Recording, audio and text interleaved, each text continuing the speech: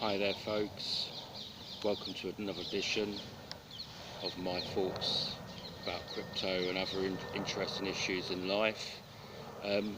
On this edition I'm going to be talking about BT state of play again and certain preparations that are going on for BTC to launch and my thoughts on those. And I'm also going to be having a look at the Tether situation as well and a couple of other stable coins as well. So as we found out recently, or I don't know if you know, Tether rose at some stage to $1.03 and then went down again to 85 cents. Well, so much for stable coins. I think that was on Bitfinex. And in fact it was so full on that the arbitraging difference between Coinbase and Bitfinex and one Bitcoin was between $200 to $300. And it's just obviously not a real stable coin and a real representation of the US dollar. So really that has caused a lot of problems for the market, and it's also not really helping out with ETFs being approved. It's one of the things the SEC will be looking at, and really the whole crypto space needs a solution to this. And to be honest with you, myself personally and anyone else who's actually using the Luno exchange is actually sitting on that solution, because they use actual euro dollars. So there's no other reason why other exchanges can't adopt an actual dollar, US dollar. So I think on that respect, Luno are actually sort of like leading the way on that, and I think that's how that issue could be sorted out. Have a true dollar, not a Tether dollar, but an actual dollar. Not even a true dollar, an actual dollar, because an actual dollar gives you that straight link.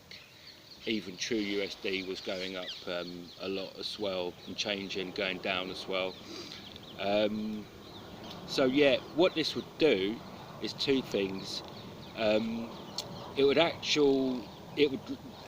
follow a process where crypto would actually be a lot smoother to work, and there would actually be a lot less, and it'd be more efficient as well, a lot less headaches with it.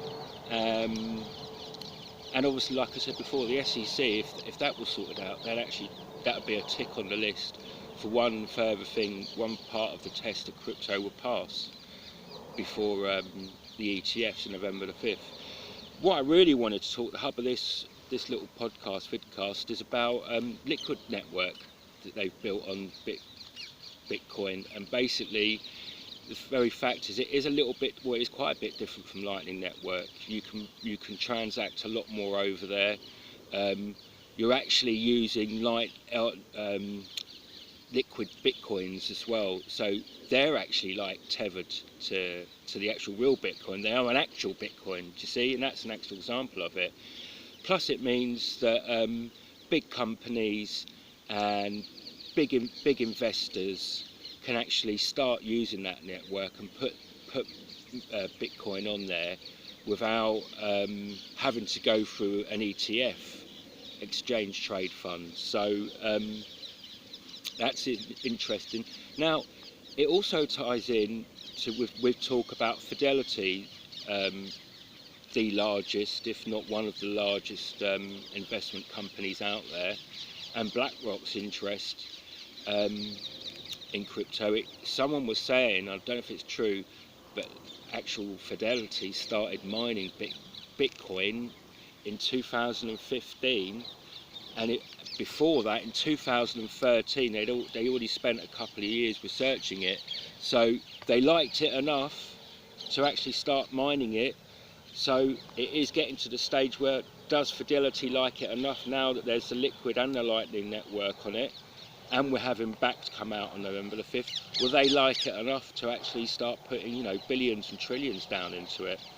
I also wanted to have a look in this video about Bitcoin's showing on the charts, because in the last sort of 2-3 months we've had a couple of semi-failed rallies, and then the last rally that we've been on has literally gone flat. And I see the three shapes of those rallies as the shapes of Sydney Opera House.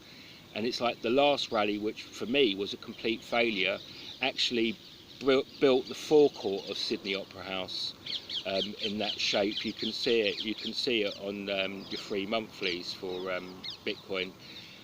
However, after that failed rally and Bitcoin dropped, Bitcoin went down a little bit around the low 6,000s, but then it made a miraculous turnaround and went up. I think on some exchange it was over 7,000, 7k.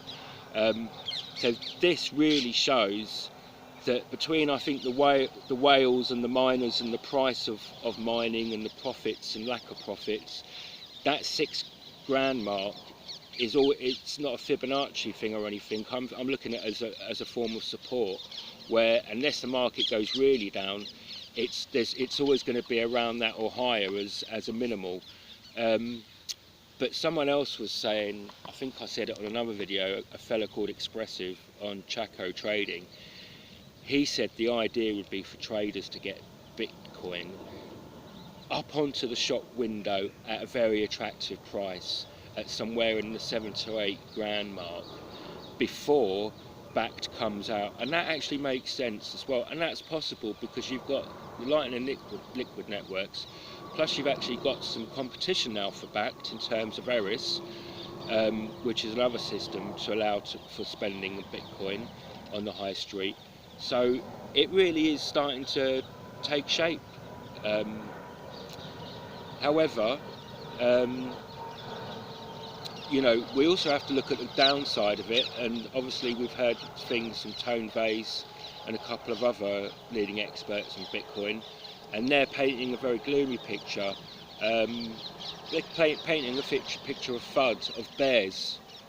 But you know what, that's not a bad thing, because I was watching a video, and I subscribed today as well to Crypto Capital Venture. He's a really good channel on YouTube. And he was basically saying what I felt all along. When you're dealing with trading, you have to look at both outcomes. You have to look at the top peak. You have to consider it. In fact, it's three outcomes: the top, it mooning basically, or Bitcoin leveling out, or actually Bitcoin tanking. You have to take into account of all of those three. So if a big leading talker on Bitcoin or any coin is going to come out with different theories, I'm going to take them on board. Whether I believe them or not is another thing. But the fact is that don't shun it away. Really get into different possibilities. So whatever happens in those possibilities, whatever Bitcoin does, one way or another, you're prepared for it.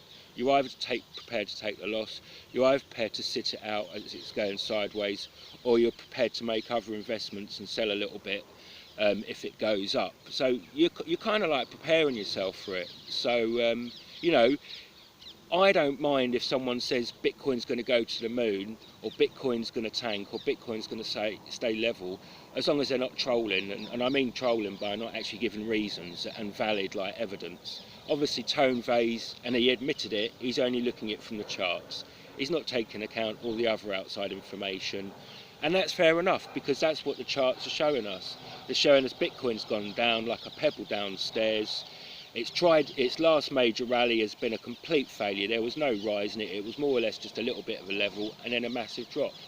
Now really, some might say Bitcoin should have dropped further than that, or just stayed level off that, but what Bitcoin did was actually bounce back up. So that's, even despite all those problems we've had with Bitcoin, there's got to give you some sort of confidence that Bitcoin can come around, with traders and miners and investors putting together. So like I said before, on every other video, I'm not your financial advisor nor your shrink. I would really advise you to watch Tone Vase and Crypto Capital Venture, and maybe subscribe to their channels. Because both of them, they really come out with some really good of their own charts basically of Bitcoin, and they really come out with some proper like facts on charts basically. So whether I agree with them or disagree with them, that's not the issue. I think they explain what their thinking is, and that's really good as someone who's learning about it, or anyone that's in the space should, because you know, I know for a fact Tone Vase has been in the space for many a year, So yeah, you've really got to take on board what they're saying and realise that could happen. It's all about possibilities. But you know what? The other thing I'd like to say is, you know what? Even if BTC itself tanks, there's no reason that one or a few of those other altcoins out there that are tied to BTC could actually break away from BTC and go right up to the moon, and as we've seen before, or completely tank, which some of them do as well. So, you know, there is options there basically for that to happen. And then if, you know, one of those moons, and that's obviously going to help out Bitcoin and the whole coin market cap anyway. So yeah, pretty much at the moment, I'm not going to say Bitcoin's going to be 7.5 grand tomorrow.